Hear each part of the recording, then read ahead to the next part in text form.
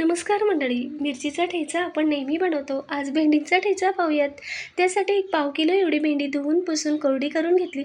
1 ते 1.5 इंच तुकड्यांमध्ये करून घेतली. खलबत्त्यात पाव वाटी कच्चे शेंगदाणे जाडसर कुटून घेतले. गॅसवर कढाई ठेवून पोहे खाण्याची 2 चमचा तेल घातली. यातच भेंडी, मिरची, 10 ते 15 लसूण पाकळ्या घातल्या.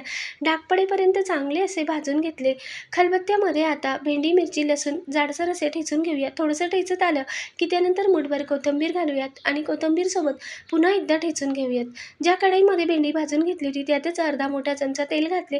तेल गरम झाल्यानंतर अर्धा चमचा जिरे घातले.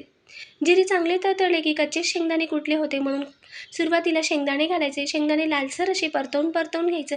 त्यानंतर ठेचा घालायचा. ठेच्यानंतर थोडीशी लाल तिखट घालायची चवीनुसार. 2 मिनिटाची वाफ देऊन मस्त अशी भेंडीचा ठेचा तयार आहे.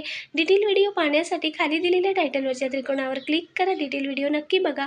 लाईक, शेअर, सबस्क्राईब करा. धन्यवाद.